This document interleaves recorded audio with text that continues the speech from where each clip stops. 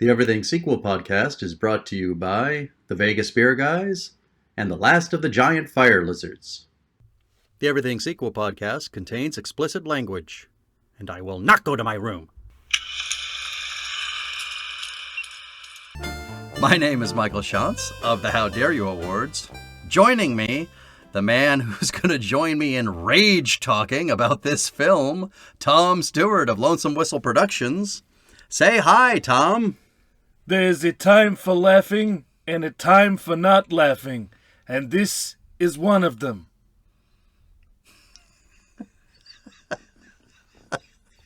What a perfect example. Of Just sort of not necessarily bad writing, but bad timing. Like it's just like the comedy just takes a drop in this film in a way that is, by the way, hard to stomach. As far as those sentiments go, I couldn't agree more.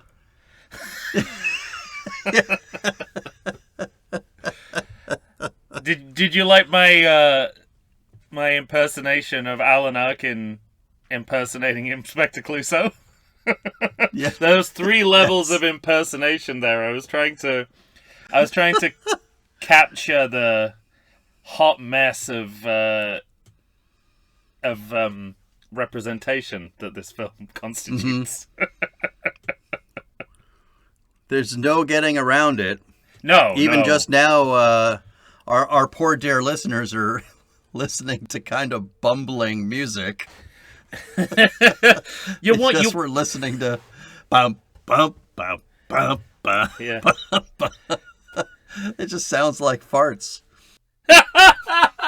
Well, this is the thing. It's like everything in the movie is misplaced, even the music, because it's Clouseau who should be bumbling. The music should be cool, Right. whereas they try to create a Clouseau who is, I don't know, somewhat enviable character, like someone that a protagonist that you're supposed to admire in some respects, which kind of goes against the grain of Clouseau.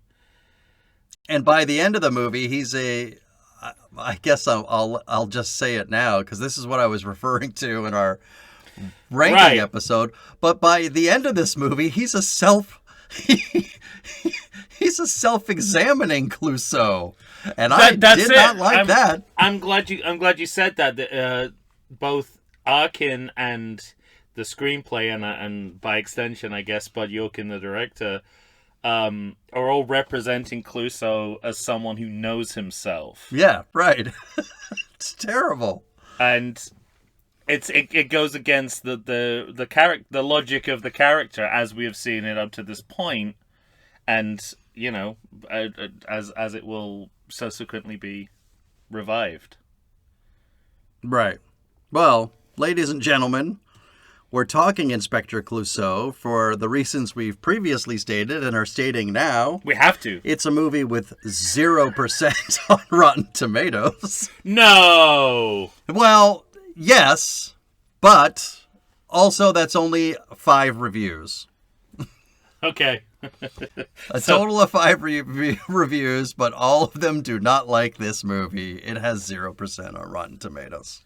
Yeah. It's officially dust. What do you do after? I mean, because it's ripe, rotten, and then what happens? Yeah. This is whatever the stage after rotten is, right? Dust. Yeah. Now it's giving. Well, see, I don't want to give it this credit though. You'd think it breaks down to the point where it starts nurturing the planet again. Yeah. But this movie doesn't have that capability. Yeah, that's store-bought dirt. That's loaded with nutrients. I can't be as good as that. You gave me an opening. Yeah. I gotta bring up The Simpsons. This movie is directed, as you previously stated, by Bud Yorkin. Yes. I don't know Bud Yorkin very well, but do you know this movie, The Thief Who Came to Dinner? Because I haven't seen it. No, So it was a. There's that and Arthur 2 on the Rocks. Well, Arthur 2 on the Rocks is the only other movie I know. Which is another famously hated sequel. So he's got famous flop. He's got 2 in his canon, right? And he hasn't directed many movies.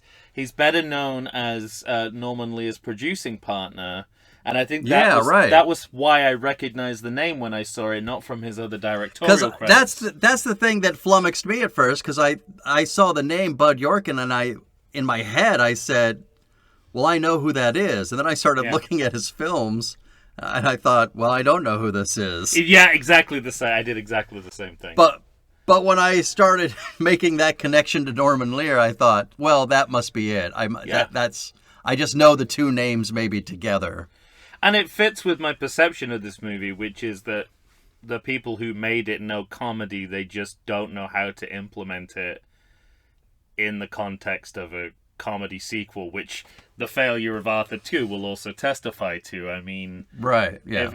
It feels like in both cases. Well, I guess more in the case of Arthur 2, but you were handed a franchise on a plate, essentially. Mm-hmm. I mean, Arthur, this you didn't have your star, so you're at a little bit of a disadvantage. Right. But Arthur 2, you've got Moore and Minnelli coming back. And it's still god awful, so it's... Yeah, that movie feels like they started with a title and they just wanted that pun. Arthur 2 on the Rocks. Get it? By the way, nothing wrong with that in principle. That's all of my sequel pitches you've just described there. So, by extension, you're insulting me when you take that tact. Second of all, I'll just say it now. I'm amazed how much the third act of this movie is like my sequel pitch for Ocean's 11. You're not wrong. Yes, you're not wrong. And how I thought the same thing. When they started loading the money onto boats, I was like, hang on a minute. Yeah, this is my idea. This is my shitty idea. And I thought, is Tom going to recognize that this is his fucking idea? How dare they foreshadow my shitty idea by several decades? Yeah. Well, the audience didn't seem to like it either. I couldn't find any budget information. I couldn't find an opening weekend or any money in the world. But in the USA, $1.9 million. Okay. Right. Did not make a lot of money. Yeah, I mean, it's also kind of belated, right? I mean, the last Clouseau film was 4 years earlier. And that came out the year after Pink Panther, so probably that delay didn't help the box office. Maybe, but I mean, the next one's even longer. But 7 years till the next one. Yeah, but that is. But you bring Peter Sellers back. And Blake Edwards. Yeah, right. And the Pink Panther and a version of Charles Litton. Right. But yeah, I guess it's kind of, and then they start doing them quite close together again. So it's again, this series going through these weird sequels to try and find its rhythm. Yeah, right. And never establishing a clear rhythm for too long. Well, no rhythm started for this movie. Ooh. Although they bring in, they start with they bring in the big guns with the cartoon title sequence. Yeah. No cold open either. Straight to titles. Well, that's it, and I think that's purposeful, going straight to a cartoon Clouseau, because you bridge the gap. You guys like this, right? You know this? You recognize this, right? You're starting at a disadvantage. Start laughing. Please, God, start laughing. Well, there's that, and also you're starting at a disadvantage because you don't have Peter Sellers, but you can kind of, you can sort of spin that by starting with the cartoon Clouseau. Mm-hmm. So you use animated representation of the character to kind of bridge the gap in consistency of the actors, except that the cartoon Clouseau looks more like Peter Sellers than it ever has, which again is exactly. That's what I thought. Immediately hamstrings Alan Arkin before he said a word in the movie. Immediately announces, "We don't trust you." Well, so much so that even cartoon Clouseau seems surprised at the actor who is now playing him. Because the concept of this title sequence is that there's multiple Clouseaus and they're all pointing each other as if they are the fraud. Which, in a movie like this, where you've got that going on behind the scenes as well, again, is not a helpful metaphor. Well, as we open up, we're gonna see lots of classic MGM logos for these films. Sure. But as we said, no cold open, and the cartoon credits. I think what you said is interesting. It's like it's it's not worth it. Like, it's not worth the gamble of starting with a cold open. Because exactly. what would that cold open be? Him getting off the plane? Like, if the audience don't like that, then they're done before the titles even come up. I mean, let me ask you this. Okay. He does get off the plane. That's the first thing we're going to see after the credits. Well, between him appearing and the end of the credits, a lot of British imagery, which. I mean, I think it's twofold. The movie relocates to Britain. Actually, threefold. I think that's my note. Like, we're back in Britain. Well, have we ever been there in the series before? Oh, maybe you're right. I'm trying to think about. Well, but I only asking that because it's such a left turn, and I think there are three reasons. I think there's three reasons behind it. One, Peter Sellers is gone, so we don't have a British person carrying our film. So now let's let the country of Britain carry the movie. To stand in. Yeah, to stand in as a surrogate. Yeah, it's a surrogate for Peter Sellers. Capitalizing on the kind of swinging London reputation. Okay. There's lots of references to the Great Train Robbery, sort of, the way London or Britain in general is playing popular culture at the time. And then third, is an impasse. It's like, it's your travel sequel, right? What do you do when you're out of ideas? You take your character to another country. And so all three are at play here, but it's... Well, and also... It's like overcompensating and overcooking. Yeah. When we did Steve Martin's version, Pink Panther 2, and we gave a lot of shit where we said, hey, we're in France. Why the fuck is John Cleese British? And what's going on in this movie? And, there's plenty of people speaking with a British accent, but it's not like that movie was the first. These movies are doing it too. Yeah. Absolutely. There's plenty of British people, playing parts in France in the last movie we did. And so, part of it just feels like the entire production crew just went, this is easier. This is just easier on us, okay? It's easier. Okay, yeah, that's fair. And I suppose what occurred to me, and I don't want to litigate this movie by proxy, but when you watch Peter Sellers as Clouseau, you don't think of him as a British person playing a French person. It's not a real French person. Right. But you also don't think it's a British person failing to play a French person. Right. Whereas Alan Arkin is an American failing to play a French person. Agreed.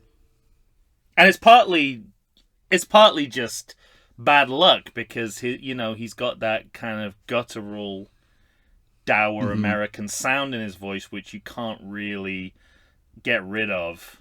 In the same way that Sellers can just turn off whatever his natural sound is, but it doesn't seem like Alan Arkin's capable of doing the same. Nor should he have to for, if the role is right. He shouldn't have to do that.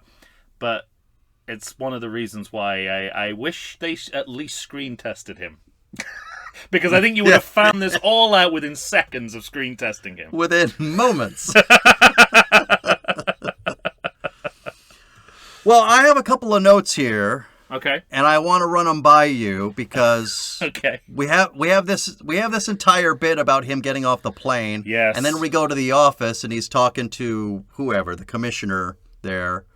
M. Both of these you're M, right. for some reason.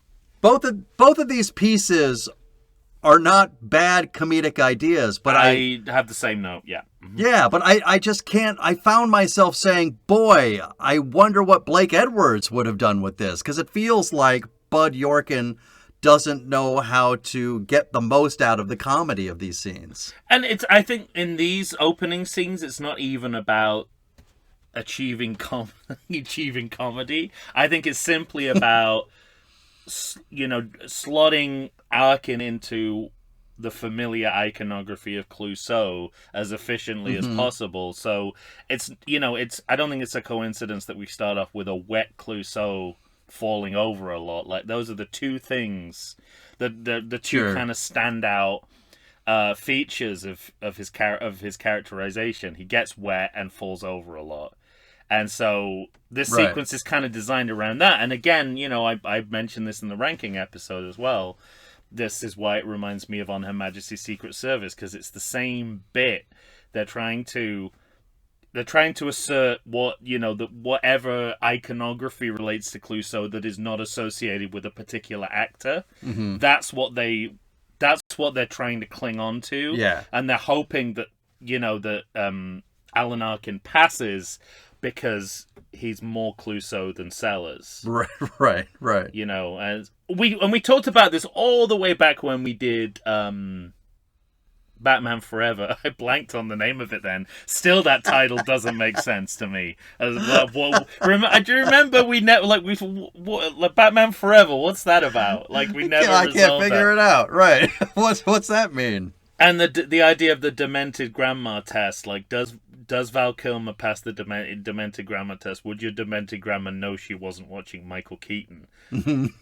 I mean, there's no point in this movie where you would ever confuse Alan Arkin for Peter Sellers. Yes, right. But they're hoping that they can blur the distinctions between the two, so it just becomes like an Uber Clouseau that we're watching. And I agree with you. So I don't think comedy is even on their mind. I think it's just about, how are we going to sell this guy as Clouseau? Yeah, okay. I mean, I'll go along with that, but in practicality, they still have to film it, and they're still trying to make it funny. And I guess my question to you is, was Bud Yorkin even up to the task? That's the thing. We know he is outside of this context.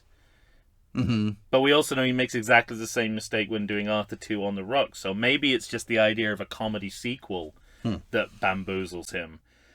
Because we know he's capable. A guy who worked with Norman Lear for that many years. Yeah. Is a guy who knows and understands comedy. And he the should get it. Yeah, and the backbone of the opening comedic set pieces, as you rightly said, are solid enough. I mean, the leaving the plane. There's the not being able to see each other on either side of the desk. These are all solid setups. They just don't pop the way they should.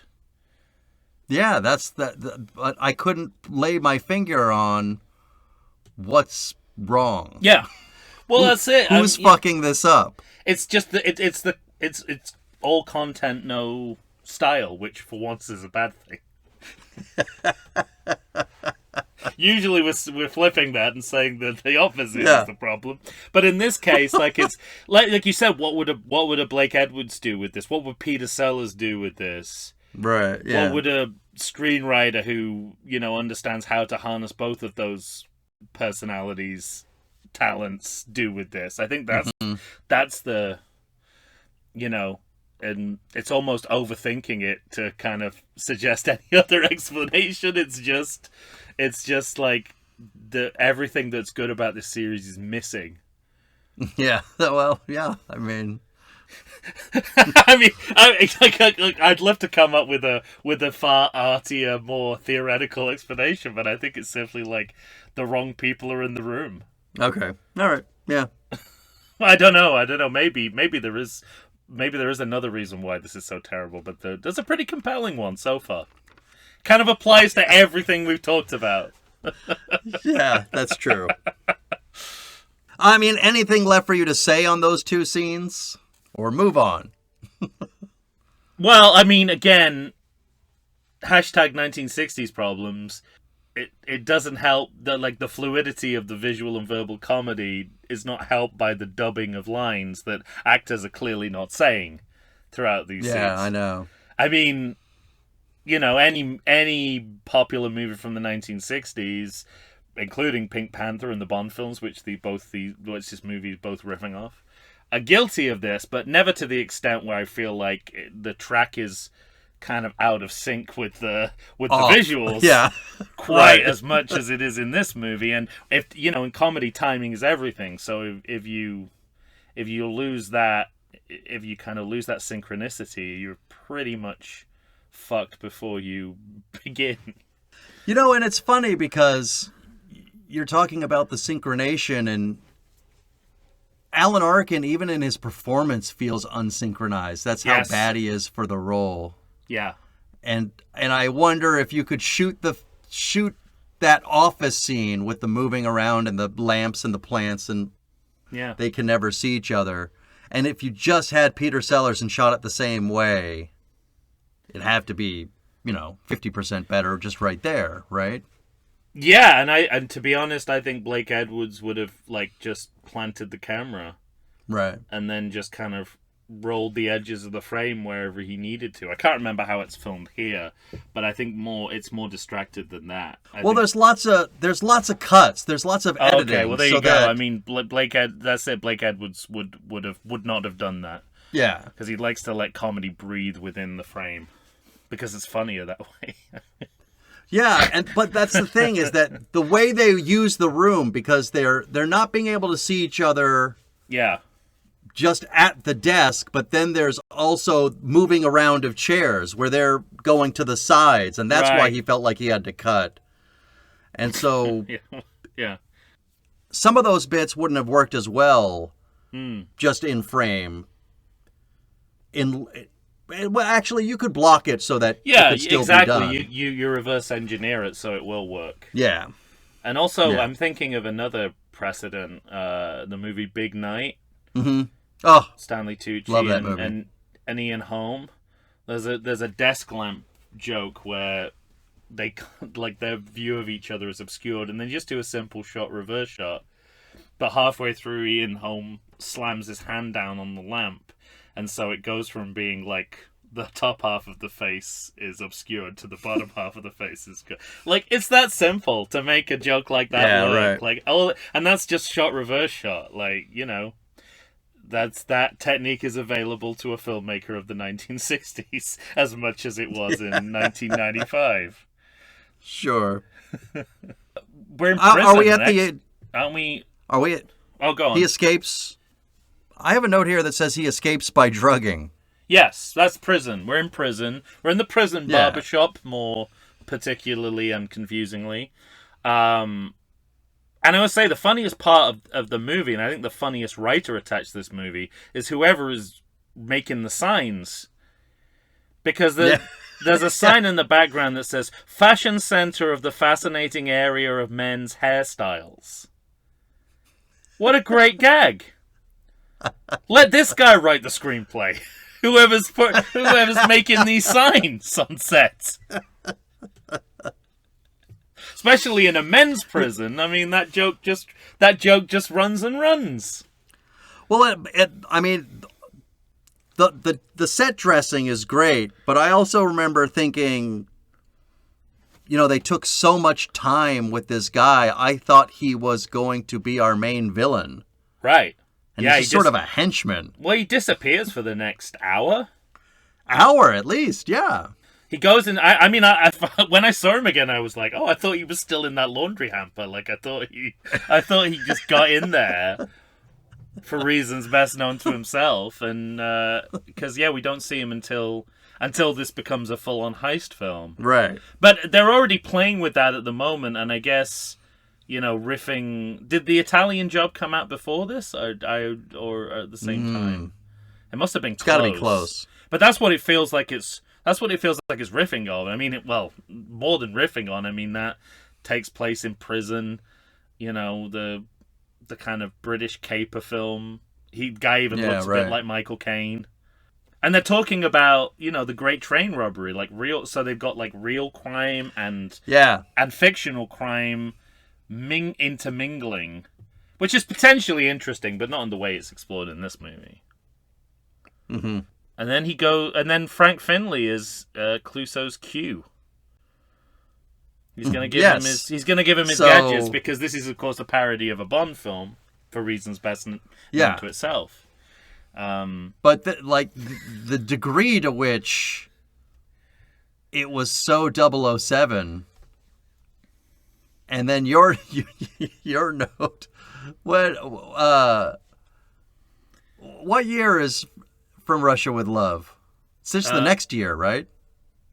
From Russia with Love? Or you mean on Her Majesty's Secret Service? Wait, which one's the second Bond film?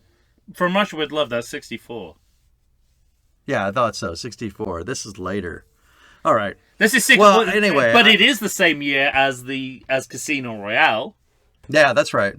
And a year before on Her Majesty's Secret Service. Well, I guess because we talked when we were talking about Dr. No, we were talking about like there's not a lot of gadgets. He gets his new gun, and then he has this hulking machine that detects radiation, and that's really about it. And so, but then when we were doing the ranking for this series, you started talking about how James Bond, kind of glommed onto this series more than this series glommed onto James Bond. Well, and so I was wondering which came first. Like, did this movie precede Q at all? But no. Q is well established, and You Only Live Twice from '67 was the most gadget centric of the Bond films to that point, and actually pretty much almost to this day. Really, it's just a parade of gadgets, really. Mm-hmm. But yeah, it reminds me of the '68 Casino Royale. Obviously, they're made in the same year. It features cast members both from Pink Panther films and Bond films. Yeah. And this is kind of going for the same territory as being like a parody of the Bond films. And then there's some weird, unexplainable crossovers, like the obsession with Highland pipers, which is in both movies. Which again, Mike Myers will pick up with Fat Bastard in the Austin Powers movies, and sure. But it all started to brew here. Sorry for using the word brew, which is going to make you think of that shit in a coffee cup, but it's gadget heavy. He's got his belt gun. Sure. He's got that tape recorder. He's got a bunch of nonsense. Yeah.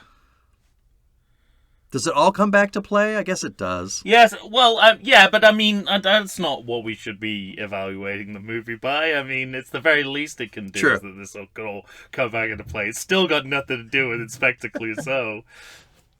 We have to remind us, like this movie is it may well be a decent heist movie. It might well be a decent parody of the Bond movies, but that's not what this movie was supposed to be.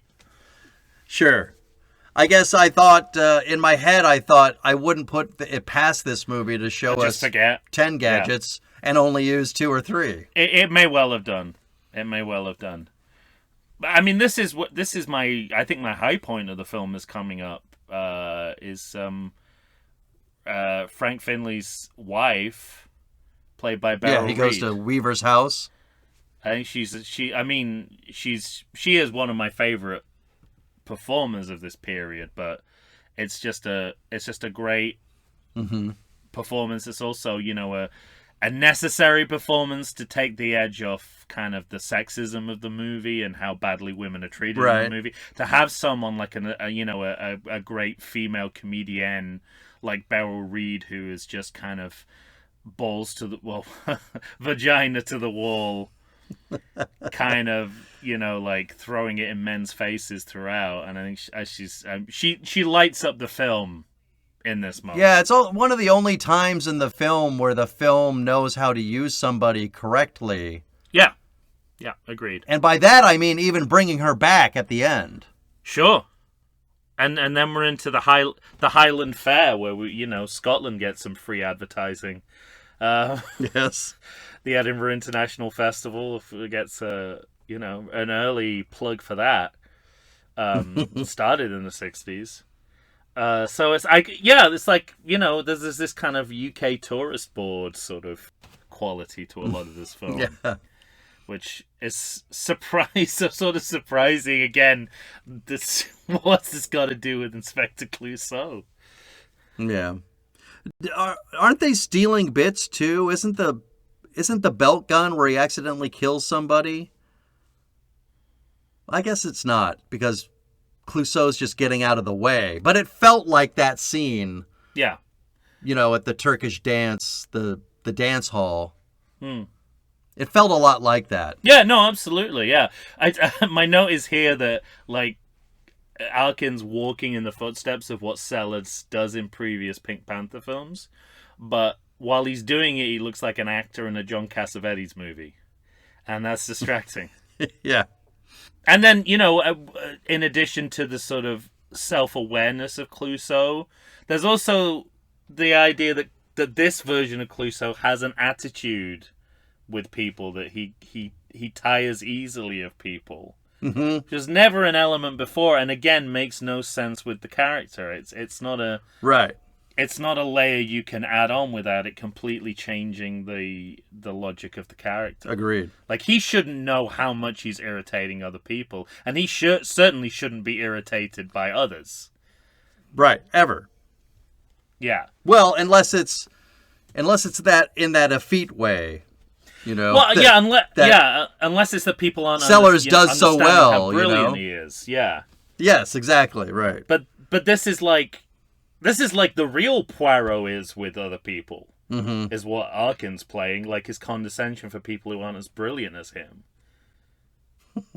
But when Sellers does it, there's always a recognition that actually they caught me out. I don't know what I'm talking about. Let's just move on.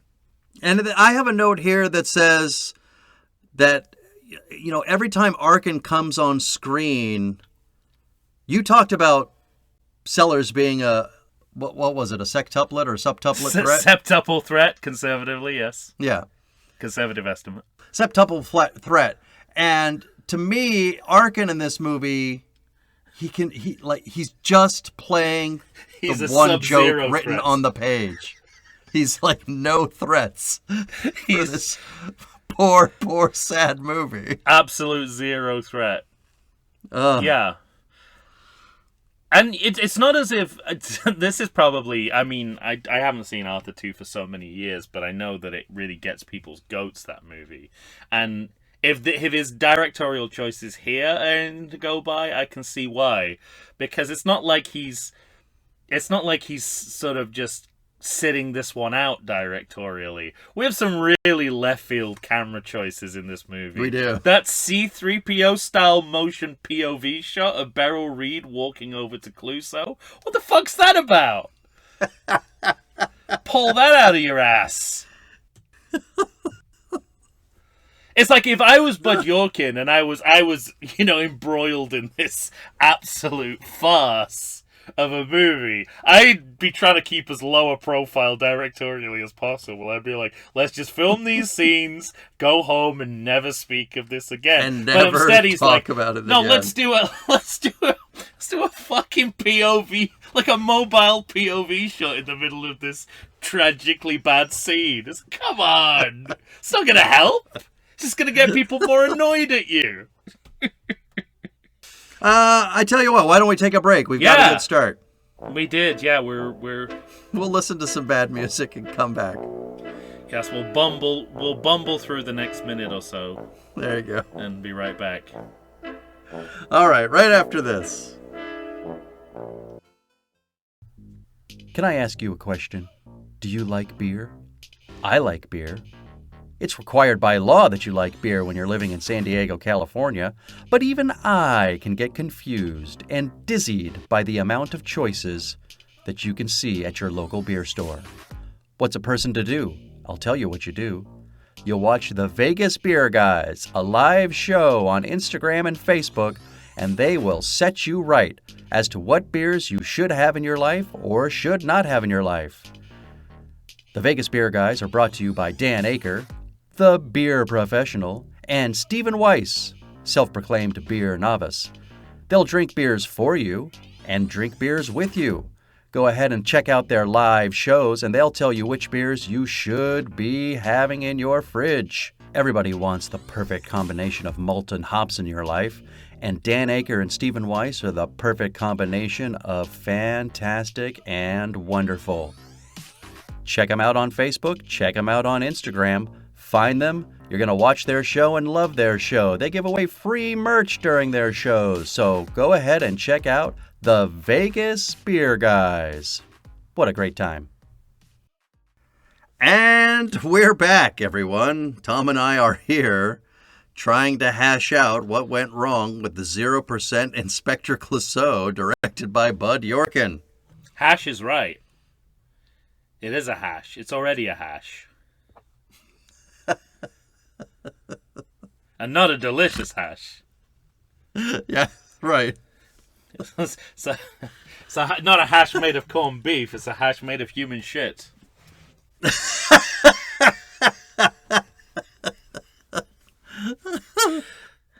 You know what? Today, honey, I think I'm going to get the human shit hash. No, I still don't think that's a good idea. The last time you did that. Yeah.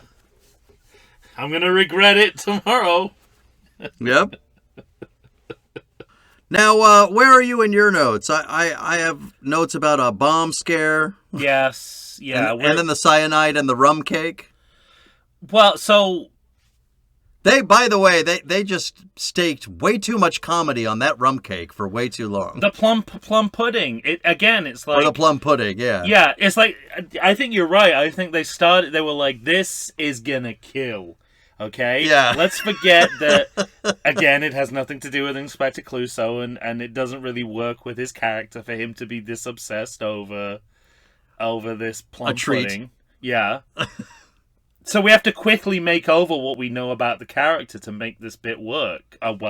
Yes. To, in their mind, work. And this is where, please, you should have given this guy a screen test, because... Arkin, when he's doing the smoke signal matches bit in the scene, it's like he can only half do the slapstick. Like, he runs out of steam halfway through. Like, he doesn't complete the slapstick idea, which is not his fault. Probably he wasn't directed to the end of the scene, but he doesn't carry it through. He doesn't carry it through to the end, and that's what Sellers always does, even when it's tedious. Sure. When he starts a comic idea, he also completes it. Always. Even if it gets tedious in the process of doing that, which he does in some of the later films, you can't say that he hasn't had a complete thought from start to finish. But here you actively see Arkin, starting a comic, like a slapstick step piece, and then in the middle of it going, what now? Like, how do we get out of this? Right. Yeah, we'll talk about the high-powered vacuum in a later episode. Well, yes.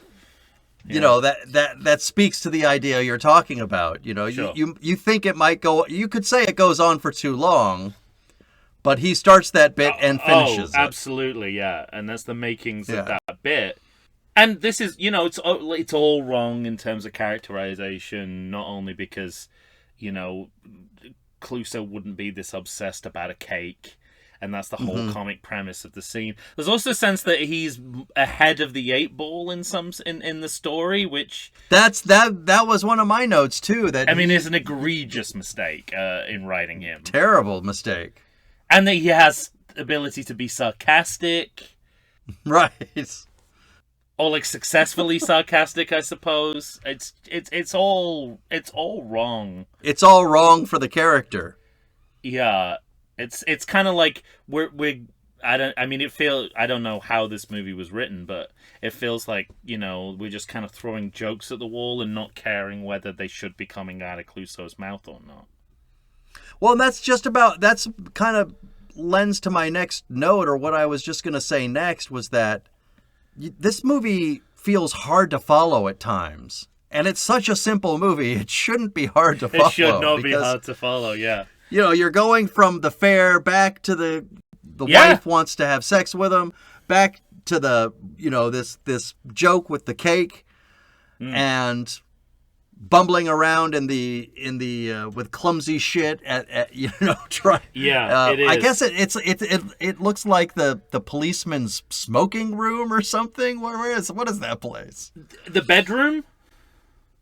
No, before, because and then so you have all of that shit, and then he's on the road, and he just meets this blonde woman on the road. It's some kind of like carriage house, right? Pub, but you never pub stopover. Yeah, you have just the faintest idea of why he's going there in the first place. You know what I mean? Completely, and in a movie where there's not much to like, perhaps the thing I like the least, at least visually, is this aggressively brown and patterned room that they go into. Right. This is like they're going for Tudor style, but it's kind of, once you merge that with Technicolor, it's just nauseating to look at. And I think it's supposed to be. I think exactly. It's the human shit hash room. But so I think it's. I think it's supposed to be attractive. And also, here's a a direct point of contrast with Blake Edwards. Like, we talked a lot in the last episode about Shot in the Dark's hard cuts and how that kind of created the comedy. Right. The hard cut to the police fan. Instead of the comedic hard cut, what we have here is a slow interfade into a different part of the same scene. So it's like, it's just unfunny cinematic language, quite frankly. Like, I wouldn't use an interfade in a comedy movie for anything, because it's not funny. It's like that you can't get any comic mileage out of the cut in the way that you can with a hard cut. Because hard cut is irony. Like, irony's built into that. The slow interfade is just like here's a gentle transition from one part of the scene to another. We're going upstairs now. Yeah. Or the rest of this scene was unusable. And then also, on top of it, the movie seems to be confusing for us and the character for no reason at all, because he goes upstairs with the woman he meets on the road and she starts taking pictures of him. Yeah, which is... And then she disappears and there's a blonde there instead. Yeah, and thought, again... Why is she there? I think it's Bond logic, right? It's like women throwing themselves at him, one is a blonde. It's like a brunette followed by a blonde. I mean... Yeah. It's Diamonds Are Forever, essentially. I think Diamonds Are Forever was taking notes on this movie, which explains so much about why that's a travesty that it is. Yeah, and I have a note here that when he's doing the poses for the photograph, like we have to keep saying this because it flies in the face of everything else we're saying about Alan Arkin. Alan Arkin is a gifted character actor with a particular gift for comedy. Mm-hmm. And in this movie, you wouldn't necessarily know that, except in these kind of fits and bursts where you see... And I think him posing for the photographs is a moment where I'm like, that's funny. He's being funny. It just has nothing to do with Inspector Clouseau. Yeah, it's exactly. That's the problem with it, though. But like someone who wasn't as good an actor. Yeah, someone who wasn't as good an actor that scene wouldn't work at all. It's just funny to me that you're seeing things that on their face are comic moments. Yeah. Each face that he's making in the photo, and yet overall you have this overwhelming sense that it's still not working comedically because it's so unlike Clouseau. I tell you, another reason why it doesn't work comedically is that there are parts of this movie that are genuinely upsetting and disturbing. Mm-hmm. And we got two of them in succession here. The first one is where they drug him, right? Or they not more drugging, and then take a mold of his face. The papier-mâché cast. It's like a scene from a European horror movie. That's like Eyes Without a Face suddenly. Well, it feels like that horror movie, funny about this? House of Wax. Yeah, It feels like that horror movie, House of Whack. Yeah, where he beats him and then the face comes off. It's not... and then this is followed within minutes by Clouseau luring a preteen boy into a grave and then leaving him there. Yeah, I know.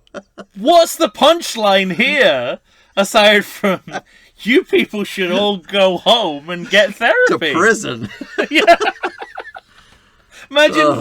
Imagine putting in. He's like, like Bud Yorkin nudging our luck. You know what would be funny is if. Oh my gosh. Is if you lured that preteen boy into the grave and then left him there to be buried alive. And I just remember thinking when they put the cast on his face and there's no straws in the nose hole or anything. Yeah. Yeah, exactly. I just thought... That's what makes it horrific. Listen, if you want to frame the man, you have to keep him alive. He can't be dead when you commit the crimes. It reminded me of something that movies always remind me of when comedy goes wrong, which is Airplane 2. The guy shaving in the airplane bathroom. It was like yep. It turned to horror so quickly, and the same is true here. So fast. It's if you just tweak it slightly, you just squeeze it to the left a little bit too much. It's your full on gore. The thing is because what they do is they go for the one-upmanship joke in that movie, because in Airplane, it's the woman trying to put lipstick on. That's a perfectly fine joke.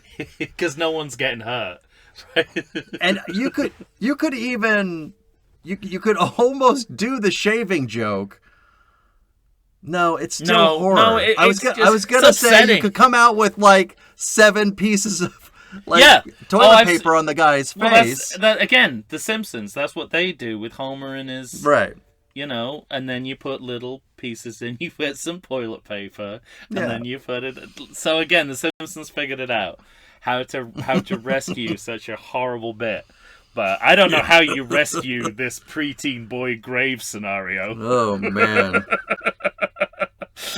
You know what's not good for comedy? A preteen boy in an open grave. Yeah, I have this note that says they trailed that corpse of that first assassin into France. Why? Yeah. I just wrote, why? Yeah. Well, this is where you also get the in-joke of, you see Norman Lear's headstone. Yeah, right. Who is Bud Yorkin's producing partner. But it gets an ironic laugh now, knowing how long he actually lived after this. Like, sure. Didn't he die like a year ago? Something? Like, very recently. Yeah, I think very recently. Very recently, so he had the last laugh. He did. On Bud Yorkin here.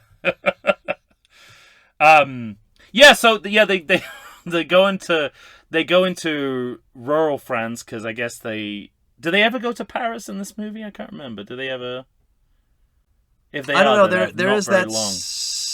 There's that scene coming up that's sort of in the streets where they're following. Oh, that's right. Yeah, they are in alleyways. Paris, yeah. Mm-hmm. So I think that is supposed to be Paris. But this is like small town Paris, right? This is like yes, right. Because he gets on that fish scooter and then he goes to he gets on that fish scooter and then goes to the funeral to get into the grave with the child. Yeah. And this gets around the issue of what do we do about Dreyfus, I suppose, is like just kind of keep him out of Paris as much as possible. I guess in the chronology at this point, Dreyfus is, has been executed. I mean, he murdered several people, so yeah. The next movie will completely ignore that.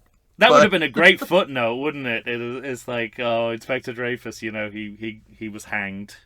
That's why he's not in the movie. That would have worked. As he should have been. Yeah.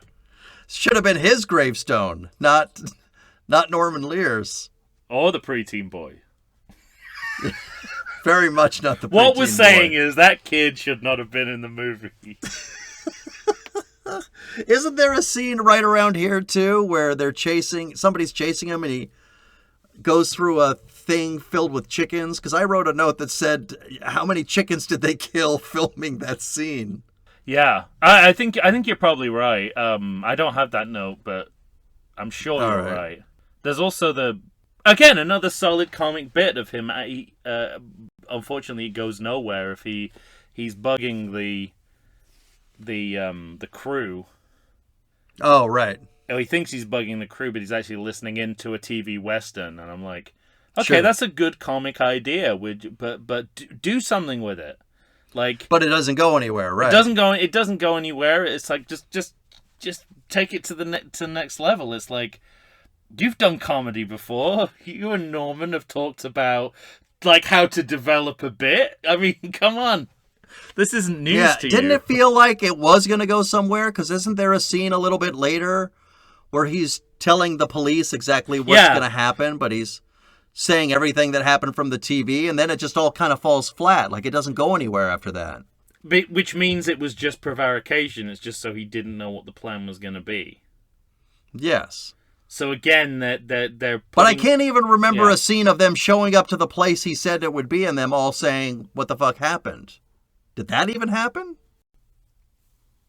Pass. That's the other, as we said off mic.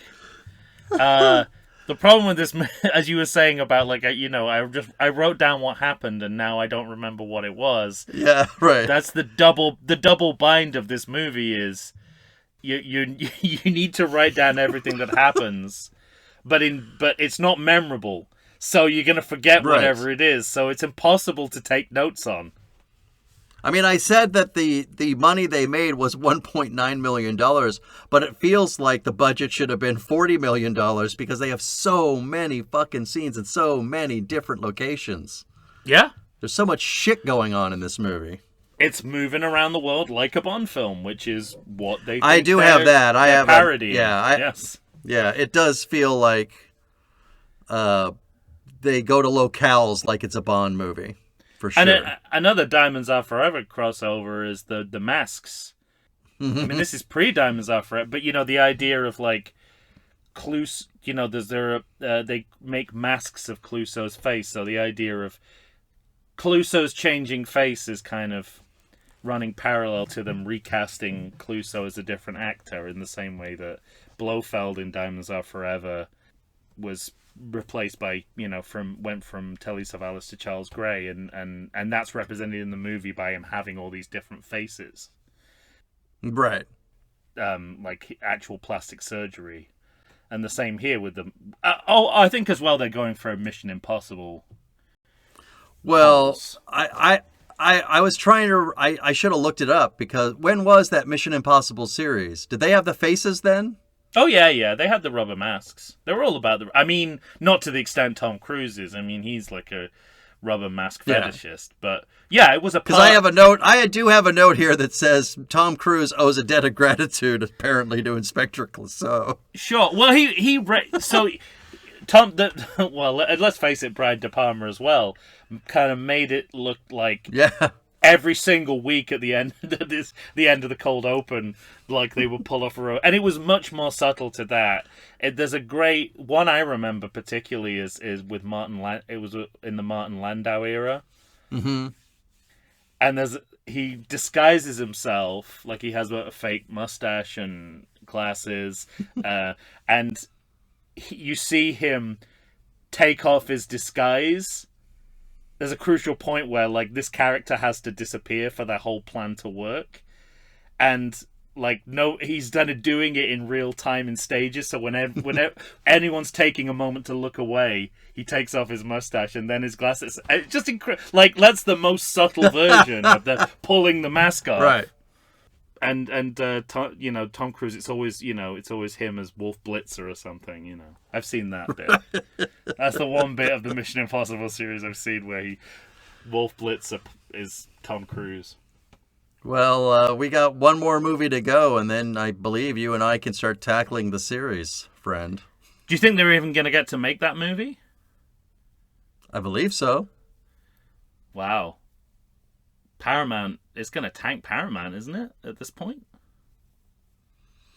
I don't know. We'll see. Yeah. Maybe they'll just be like, Poochie went back to his planet and... Call it a day. Everything can't be Poochie going back to his planet. Okay. I bet there's some Paramount executives who are saying, "Oh, that Poochie going back to his planet looks pretty fiscally responsible right now." Or something else about Alan Arkin's Clouseau that doesn't work, as if you needed any more. Yes, let's hear another example. Please, go on. His gait and posture. All the tiptoeing. I don't think of Clouseau as a tiptoer. Right. He's just a flat-footed, straight-ahead, walking around guy. I'm thinking, the only time he's tiptoeing is when he's falling off into a fountain. Right, exactly. Trying to regain his balance. It wasn't his fault. His stupid driver parked too close to the fountain. Too close to the fountain. Too close. It was too fucking close.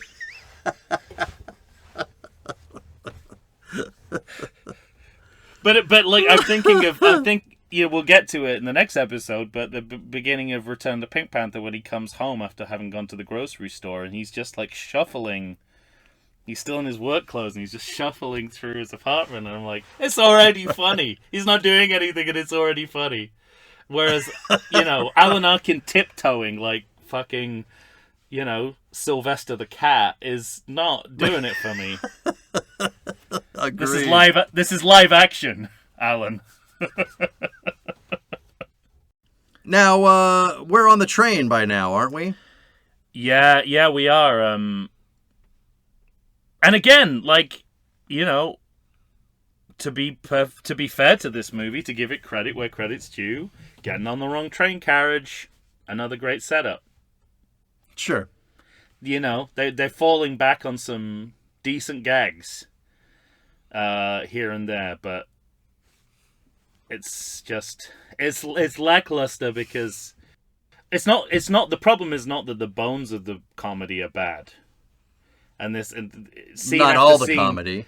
Well, scene after scene keeps reminding me of that. It's like the bones of this are where it should be, and yet it's only fleeting moments of comic relief. This is not a movie where you should need comic relief, given that it is a comedy movie.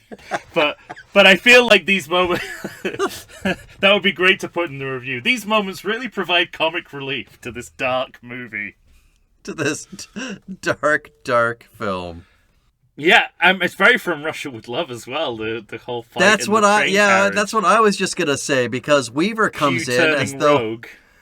Yeah, right. Years before Daniel Craig. It's so funny to me that.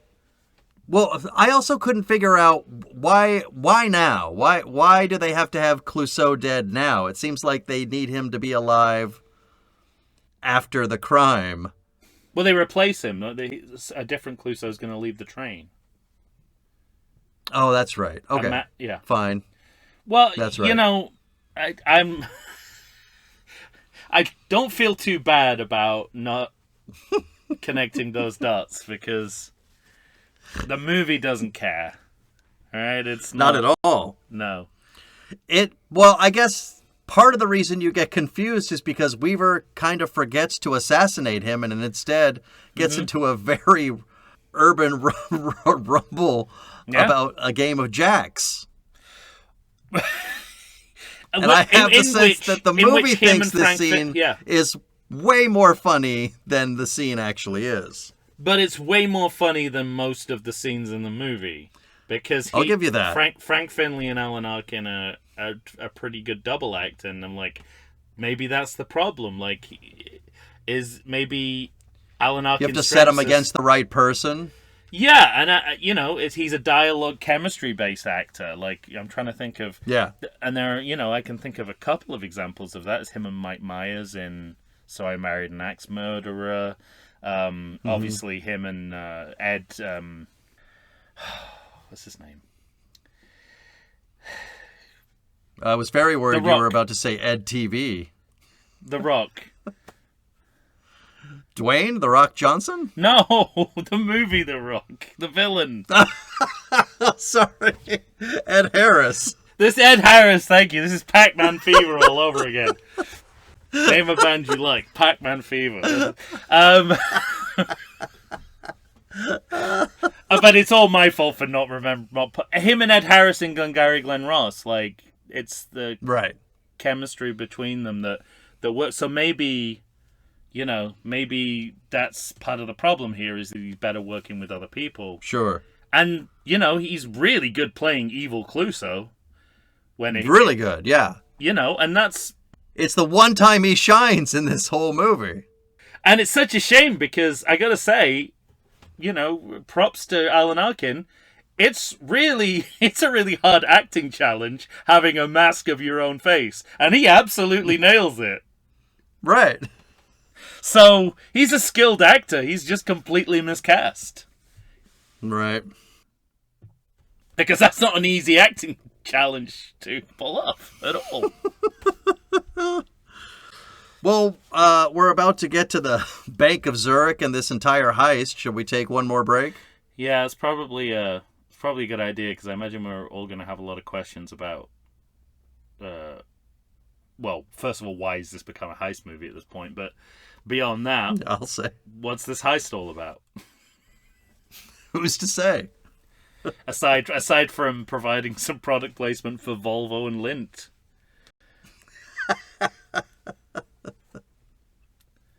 That's where they got their money from. Yes, this is, just to make this.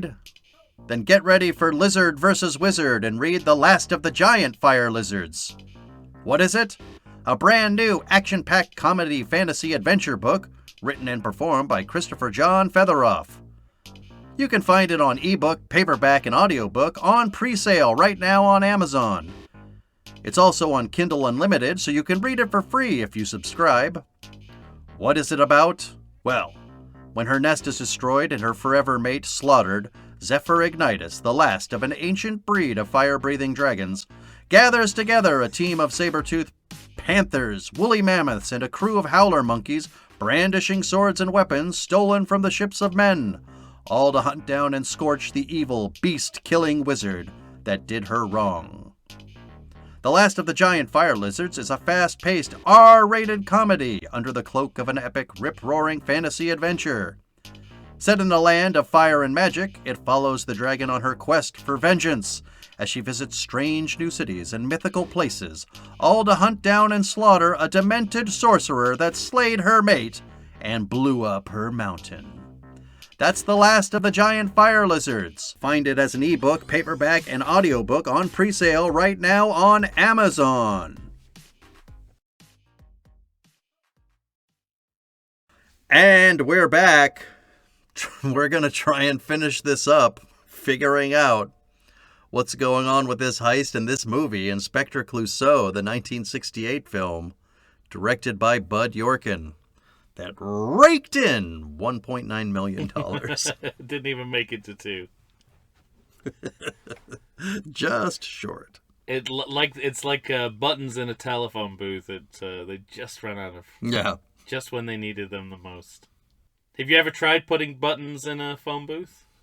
Yeah, I was just going to say, the end of that was actually a funny bit. Yeah, completely, yeah. That was a good comedic comic scene. moment. Yeah. Yeah. It's a robust comedic moment. It's a nice idea. That's an idea that starts and finishes. Yeah, that's true. That's of the few. True. It is one of the few, yeah. And then I started to get distracted, and I was interested in whatever that erotic statue was when they go into the Swiss police into the bank headquarters. Or the is it the bank? It might be the bank, actually. Yeah, I think it's the bank. I think it's the bank. And I'm going to assume that it exists in the world and give the film a pass, and just makes me worried about what's going on within Swiss society more generally, that they have such erotic statues outside their major institutions. Well, I also, putting the erotic statue aside, yeah, I also thought, this scene is emblematic. I love it when a sentence begins with that. You really know that you've had a conversation when it starts putting the erotic statues aside. I'm going to start all my conversations Yeah. like that now. Yeah, with no context. Putting the erotic No statues context. aside, would you like a glass of wine? Cup of coffee? Yeah. But it was funny because that scene was one of the moments where I thought to myself, this is like the fatal flaw for this film, because Clouseau comes in to that bank and they're essentially telling him, you're the thief, and he can't even clue into that. Now they couldn't have that moment, but they have to have the moment where he's so, like, it should be him coming in to warn them is what it should be, But it's not. It's him coming to... and him having that wrong. He wants to withdraw... He's just trying to get change. He just wanted to get some money. Yeah, that's true. That is true. That doesn't really gel, does it? I hadn't thought about that.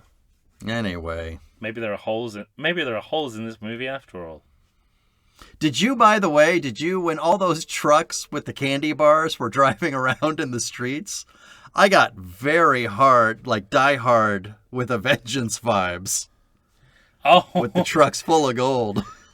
no. However, I do think they were vying to be the first screen adaptation of Charlie and the Chocolate Factory, Maybe, yes. because this montage of them All the money wrapped in the chocolate the money in candy. the chocolate bar is kind of how Willy Wonka and the Chocolate Factory effectively begins. The Right. book's already out by this point, but the movie hasn't been made yet.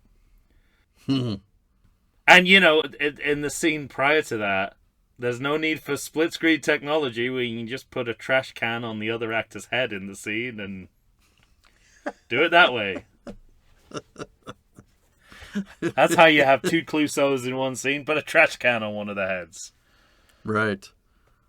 Yeah, so I didn't get Die Hard with a Vengeance vibes. I went to Charlie and the Chocolate Factory, but it's the same sort of problem of focus. Let's focus here, people. Let's keep our eye on the prize.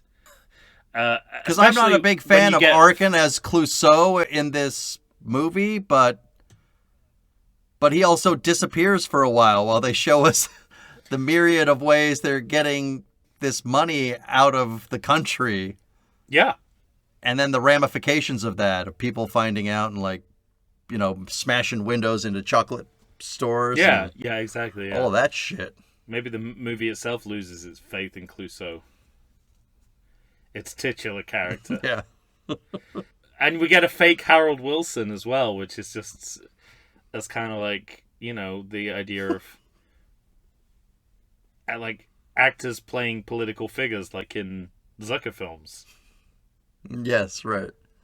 And more sort of, swinging London exploitation of that, like having versions of the British Prime Minister in there. And then, the car chases, which... Sure. I guess are where that kind of nexus of Bond and Pink Panther is kind of like who's influencing who. I think. Yeah, but that kind of felt Italian Job to that. And the Italian. That felt kind of Italian Job to me. The Italian Job, yeah. And but it is kind of in speaking to the Bond films might have learned more from the Pink Panther than the other way around. Mm-hmm. All of this stunt comedy predates and predicts numerous different Bond film action set pieces from later Bond movies. This is very for your eyes only. This whole sequence, and they want. I think at the beginning and the end of this movie, they give him like the standard Clouseau catchphrases. Like he says, "I deal with facts," and he says, "I face facts," which was the run in the last movie, and it's kind of like leaning into the classic catchphrases, but missing the point of what they mean in context. Sure. Which I guess is any catchphrase. I guess is any overused catchphrase in a nutshell. But there's something else. I'm racking my brain that Sellers Clouseau does in the previous film that along those lines too. Yeah. It's ideal in facts. It's I think he say I suspect everything and everyone I suspect or something everyone. like that. He says that earlier on in Yeah. the movie. Yeah, I suspect everyone. Yeah. Presumably waiting for a, filmed in front of a live studio audience kind of woo, which speaks to Bud Yorkin and Norman Lear's background now. Right. But at the end of that car chase, for the life of me, I couldn't figure out who is it that was in the prison, Barber, that is on the boat and then just throws him a lifeline. Not I just Michael thought, Caine, yeah. Mm-hmm. Not Michael Caine. I thought, why the fuck? What's going on now? Why is this guy kind of helping him out? I realize he's dragging him behind him, but yeah, why not just get away? And he, brings him to the boat, to my least favorite moment in this entire film. Which is? That self-aware moment where Clouseau breaks down and is, I'm just terrible and I can't do anything right. And I was so offended when this scene started. But it's consistent with how he's characterized in this entire movie, unfortunately, I think. Yeah, right. Like, it actually tracks through the movie. So, you're right, this is the most, abject expression of it, but it's a mistake they've been making pretty much from minute one. True. About who Clouseau is. He's also not Sean Connery, which the movie doesn't seem to understand because, well, we talk about Sean Connery for one. He's got the laser lighter. Yeah. And he ends up, with a version of water sex, essentially. But I got to admit, it kind of got me a little bit with I don't deserve that signed picture of Sean Connery. Yeah. I thought that was an okay bit. I thought that was kind of funny. It's an okay bit. What Clouseau should be, but for this Clouseau, I think it was the funniest thing they came up with. But it leaves you in no doubt as to the intentions of this movie because, Oh, yeah. It's not just me who's overreading Bond into everything as I always do. When you're talking about a signed picture of Sean Connery, you know exactly what you're doing. Sure. But as you said, the laser lighter ends up sinking the boat with all the money for the criminals. So he, it's that bumbling thing of accidentally catching the criminals. Yeah, and when he didn't know he was catching the criminals. And that's the thing. It's and I sympathize here because if you don't, this is such a backhanded compliment. If you don't know what you're doing, it's really hard to figure out how to do this because Clouseau has to be at once a really he has to be accidentally a great detective, right? And what they've done here is they've kind of done a version of that where it's like, oh, well, even Stevens they out tried, right. But it's actually more than that. It's actually like his instincts are dead on. He just takes a circuitous route to get there. And only that version of Clouseau works. Like, if it, because if it's not, it's just Jar Jar Binks, like juggling blancmanges and winning a huge battle by accident. Right? That's not what's Clouseau's about. He's a different kind of comedic character. Yeah. And what's occurring to me right now is because he's down below with, I can't even remember her name. Who's the Interpol woman? Lisa Morel? I pass. Pass. I don't know, pass. I think the character's Lisa Morel. Yes. And she ends up working for Interpol. Delia Boccardo. But there's a weird moment in this, maybe about the halfway point of this film where, like, the bad guys see her and you see someone follow her. Yeah. And then you don't see her for, like, 40 minutes. And then she's just in the hull of this boat. This is this is what... having been kidnapped. And I thought to myself, I thought they were just following her. This is what the 68 Casino Royale is like, but, you can at least blame that on there being too many directors and, too many writers and too many actors. But here they got no excuse. I mean, it's just bad execution. Yeah. Of a linear narrative. I think Alan Arkin is never more American for French when he says, "Don't take any wooden francs." Right. It's almost as like he's winking at the camera, like, "You guys all know I'm a Yankee Doodle, don't you?" Through and through. Yeah, it's like if at the end of the Sellers Pink Panther movies, Sellers said, "Call blimey, governor," or something like that, or like, Mm-hmm. "Call blimey, governor," or something like we. Sellers always disappeared into his roles, and Right. for whatever reason, Arkin can't do the same here, and nobody seems to want him to anyway. They seem to want to keep a distance between the actor and character. Yeah. What's funny is that in this movie, a majority of the plot are bad guys putting on an Arkin face. Meanwhile, he seems to be putting on the thinnest layer of a Clouseau face, trying to sell himself. Which I think is why which I think is the metaphor that the Clouseau mask is working on. It's just not a helpful metaphor because it also describes the essential failure of the movie. Describing a failure in the movie, right? You've reviewed your own movie at that point, metaphorically. It's not good. Yeah, it's not.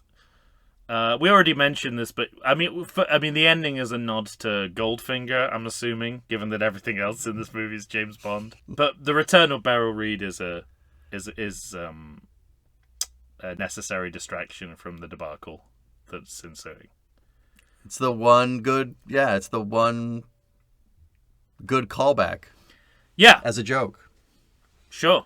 And again, like something that has worked in the Sellers Clouseau, but doesn't work here, even though it's the same thing, is the idea of Clouseau getting the girl, which he does at the end of Shot in the Dark as well. Mm-hmm. Here it's like it's merged too much with James Bond to the point where, it's like that's the reference, not Clouseau getting the girl, despite the fact he's a buffoon. Despite the fact that he's a buffoon, women eventually find him charming. Whereas here it's sort of like as if he is like a sort of romantic sex symbol lead. Yep. Right. Which Clouseau should not be ever in any incarnation. Yeah. Right. So, I mean, but that's where I sympathize a little bit. I think you're circling the inevitable truth that no one can do this but Peter Sellers, mm-hmm. and never has it been more clear than in this movie that you can actually do all the right things and still get it wrong just because you're missing that extra bit of nuance that Sellers brings. And the writing and directing team as well, yeah. But yeah, as you said, this series is not going to learn that lesson from this movie. But you're still going to see it in patches, but you don't see any of it here. Oh, you mean after Sellers? No, yes, I mean later. Yeah, completely, yeah. Well, I mean, and arguably, that they don't lean in enough to that nuance in the subsequent Peter Sellers Clouseau films, but certainly, the series should end when he did.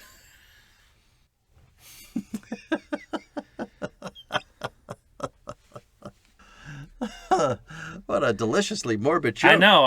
In the back of my mind, I was like, Peter Sellers would. If Peter Sellers wasn't proud of that, Spike Milligan would be. Spike Milligan, who, his gravestone reads, "You knew I was ill." That's his epitaph on his Chris. You knew I was ill.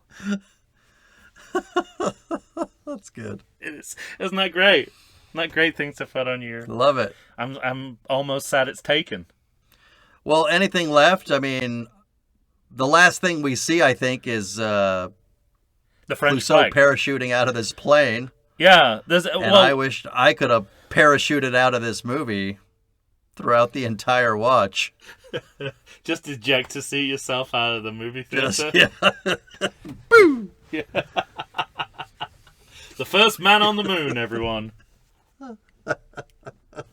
Beating Armstrong by a whole year. But the credits seem. I mean, I don't have much of a credit check, nor do I have any interest in watching the credits at this moment. But sure. They're modeled after the French flag, which is Yes, I saw that. Right. I remember. foolhardy given that mere minutes of this movie are set in France. Right. I thought, what a good idea that would be for any other Pink Panther movie. That's the best. That is it. Everything in this movie warrants that comment. Everything. What a good idea this would have been for any other Pink Panther movie. That is the best. That is absolutely the best thing that's ever been said about this movie without knowing what's been said about this movie. Oh, that's great. That applies to literally everything that happens in this movie. Yep. Fantastic. Well, I can't beat that. That was it? That's I want to go out on a high. All right. Leave on wanting more. At least we get to move on to somewhat greener pastures. Oh friend. yeah, We we do. We got Peter Sellers back in our lives. Clouseau is returning for the first, but not the last time. No, yeah. All right. Well, there you have it. That's the 0% Inspector Clouseau, everyone. Yeah, and I know the reviews were in. I lost faith in. Go ahead. I lost faith in Rotten Tomatoes some years ago. Yeah, you know they Does that nailed help it. you out a little bit? They nailed it this time. However, they got to 0%, and God knows I don't know how these statistics work, as we've established. Of course. I know that however they got to 0%, I don't need to see their work. I know they're right. The only question left is, can you tell us what you think? Yeah. Will you roll the dice and watch this film On Tubi. and tell us what you think of Inspector Clouseau? If so, then by all means, find us on Facebook, find us on Instagram, find us nowhere else. We don't even have an account, apparently. We have an account. We just can't get into it. We cannot access We're it. like Clouseau at a Swiss bank. No, really, I just need change. Yeah. I've come from this other comedic bit. Right. If none of that works, send us an email to everythingsequel@gmail.com. That's it. For Tom Stewart of Lonesome Whistle Productions, I'm Michael Shantz of the How Dare You Awards. When you hear us next, we'll be talking about the return of the Pink Panther. I'm 99% sure I have that title right. You did, for the first time ever. Yeah. Perfect. Say goodbye to everybody, Tom. If I weren't encased in a balloon, you would see some action at this point. Talk about explaining a joke. My God. Right? They took all the fun out of that, didn't they? Not to mention, that was a pitch-perfect Arkin. I liked that. That was a great representation of a failure on his part. Problem with that is you go, 1 inch either way. You got David Mamet on one side and Bob Einstein on the other. You gotta hit it right in the middle, right in that sweet spot, that sweet Arkin spot.